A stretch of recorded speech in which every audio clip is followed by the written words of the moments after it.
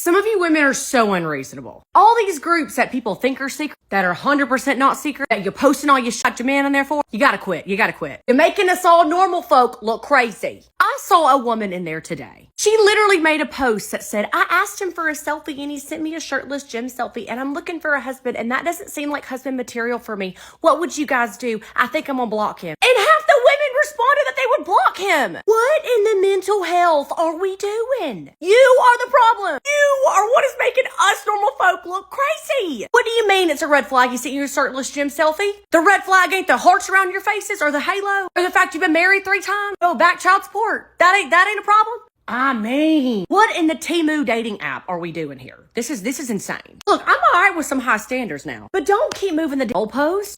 I mean, you want to clear attract men? Go find them on Temu, because that's all you're gonna get. Girls, do better. I'm glad somebody finally said it. These modern women love moving goalposts and expecting men to rise to the occasion every single time.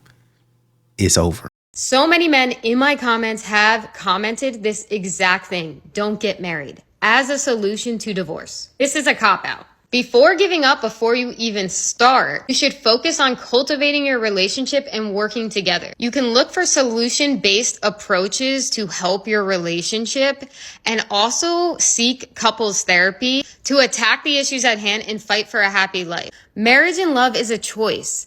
And if you make this choice, you're going to have to work at your relationship every day, but it will be so much more rewarding than just giving up and not experiencing it at all. Bro, these men in the comments not having it. They not having it. The vengeance of a woman ruins too many men to make it worthwhile. Nope. Married 34 years. My advice is never get married. It's a legally binding contract with a high failure rate and very costly divorce, or worse when you're stuck. This man said single men don't fight for a happy life. Marriage is no bueno. Run, Forrest, run. No wife equals happy life. Somebody said, nope, stay single, fellas. Yeah, experience losing everything. No thanks. Chris said, you call it a cop-out. We call it being smart. No, like I said, I'm married. These men in the comments ain't having it at all. Shut up talking to me. I'm trying to be a ride or die. Most men don't even acknowledge the girl that was with him at his lowest, the one that weathered certain storms with him. Because when he up or doing better in life, he gonna go spend those days with somebody who has no knowledge of where he came from or what he's been through. That's just gonna make you angry, bitter, resentful. It's gonna have you harboring a bunch of negative emotions because you're gonna feel like that should be you. You should be the one to see the good days because you was with him during so many bad days. You are literally going to feel like he owes you something because you sat and you invested so many tears, so much time. You went through a lot of pain, a lot of heartache, a lot of betrayal, struggled with him. You went the whole 9 yards. But honestly, that was your choice. You had a choice to leave and you had a choice to stay. Like, it is literally best to let people figure life out. You do not have to stick around, sit around and undergo their hard times with them. You also have to understand, just because you are willing to stay with somebody during their hard times, that don't mean that they're obligated to stay with you when they're in their good times. Everybody got free will to do what they want. So I'm just telling you, don't sit there and put yourself through that. Separate, enjoy life, live your life, and if it's meant to be, it'll come back together. But I see so many girls literally ruin themselves because they went and they sat through somebody's hard times, and then that person is nowhere to be found when they're up. It's like a bad investment. Don't invest into people that way. Please don't. If anything, become that girl that meets somebody when they're up, so you can enjoy everything without sitting there harboring all this anger, all this bitterness, all this resentment. Baby, You pretty, you young, you in your prime, enjoy life. Don't go through nobody's struggles with them. Baby, weather your own storms. I guess what I don't understand is why would it be a good idea for somebody to take you back if you've gone out there, done your thing, and then try to come back to them after you've put a significant amount of mileage or damage on your car, so to speak. It's not really a good investment. Like it'd be like somebody saying, okay, I'm going to give my new car away And then somebody drives a new car, runs it into a curb, runs into stores, gets into multiple wrecks, and then comes back and said, here's your car. And you take it back and say, okay, great. Now I'm going to rebuild this car. That doesn't make any sense, right? Now, if the person, obviously the guy, is messing around, then that would be your cue to leave. That's your cue to leave. Like if you see he's not committing, that's your cue to leave. Like what you're doing is teaching young women how to play games. They don't need to be playing games. You need to be teaching them how to see the signs of somebody playing in their face and saying, hey, listen, seems like we're not on the same page. Let me go find a good guy. But unfortunately, y'all like to play these types of games. And instead of going and finding a good guy, y'all walk right past him. That's what y'all want to do. You look at the guy that's doing you wrong and say, well, you know what? I'm going to go have my fun too. And the average guy is like, hey, man, I know that dude did you wrong. Listen, I'm not playing games. I'll take you. And you walk right past him into the club to shake your behind and pop that pee and then get to taken home with somebody. And then it's a series of repeated steps over and over again. You get knocked down by multiple men, run up a body count, and then you walk right past the average guy once again who is saying, I would have taken you back to that toxic relationship just to see that that man doesn't want you anymore. Then you walk right back out the door to the average guy. Hey, he didn't want me. Are you still interested? No, I'm not interested at all. You just disrespected me multiple times. Why would I do that? So I feel like I get where you're coming from and I understand your reasoning, but it's just like somebody said in the comments, it's not good advice. So I was talking to a male friend of mine the other day, and he told me that women don't apologize and women can't be held accountable. And I began to really think deeply about this idea. And one of the things that came across my mind is in the last 9 months or so of me being in my private practice, I have myself experienced many women, whether they came in as a couple or they came by themselves, they very abruptly discontinued their therapy. And I started to reflect and really think, what was going on here? And I noticed that after I had to confront them about something, I had to bring to their attention something they were doing that wasn't contributing to the health of the relationship, they became very defensive and very, just very harsh, and they stopped coming. And even though the husband would continue to come, he made it very clear that, yeah, she won't apologize. She thinks you're wrong. She thinks you're taking my side.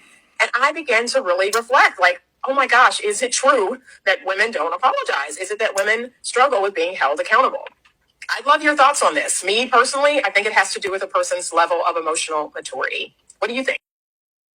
I have been trained, very strongly trained by my mentor, to never believe a woman's story in her marriage. I cannot tell you the amount of times that I have gotten sucked into a woman's story because we are so convincing. We are so manipulative. We know how to dramatize and exaggerate the circumstances and experiences in the marriage to suck someone in, to feel sorry for us, to validate us in our victim story, and have even really no awareness to question that story from a woman and try to understand, well, what would the husband say, or what's his experience though? What's his side of the story? And we bring that into therapy. So like I said, I can't tell you how many times over 10 years that I got sucked into a woman's story, and my mentor had to help me break through my cognitive dissonance and get back to the fundamental truth that I know. I've gotten so much better. It's very rare that happens now, but it can still happen because we are so convincing. It's just like, it would almost be blasphemy to not believe some of the things a woman says. And, oh my gosh, I'm so sorry. That's terrible. Maybe he's not a good man. We are so convincing. And I've also had the pleasure over the years where I've worked with a woman. She has a strong story of her husband and how he can be aggressive or controlling and a narcissist. And she paints this story. And then I've had the pleasure to actually meet her husband, because she's tried to, we always want our husbands to change. So It's interesting. Women will convince their husbands to take my men's course, which is interesting because of what I teach men in that course, which is about all our woman ways and how men have to take their power back. But I've met these husbands, and I meet them, and it's like, oh my gosh, I can't believe she has this story of this man, because they're the typical good man, just loves their wife, is caring, is confused about how they're always wrong and can't be right. And when I meet the husband, it doesn't add up at all with the woman's story of him. So therapists are not trained to break through the stories of a woman. And because they're already biased, they already have that gender bias to believe and take on the perceptions of the woman and have that prejudice towards men, they get sucked in. And here's the thing, is that the very same tactics we use as women in a marriage to manipulate our husbands and brainwash them to believe they are the problem are the same manipulative tactics that we use to draw a therapist into our story and get the therapist on our side. We're using the same tactics, and then the therapist gets brainwashed into believing the man is the problem. I've had several female clients over the years who very quickly trusted me because I didn't buy into their stories, and I called them out on it. I have one client in particular, I will never forget my first conversation with her. She reached out to me. She had this big story about her husband. He never pays me any attention. He doesn't validate me. He doesn't even compliment me ever. He never even says, I love you. And she had this whole story, but she was also sharing, but I know I have these behaviors and this is how I show up. And this is a very high powered woman with a very successful business. And she gets done telling her story. And I knew I had to be totally direct with her to gain her trust, to gain her respect. And I told her point blank, the problem is your husband is terrified of you because you are such, pardon my language, because you are such a and I didn't mean it mean, and I didn't mean it judgmentally. I was just telling it to her straight, and also knowing the own experience of myself as a woman and the women that I had worked with. And her jaw dropped open, and I didn't know what was going to come out next. But she just looked at me and she said, thank You heard the therapist. City Boys up 1,000. Ball up top.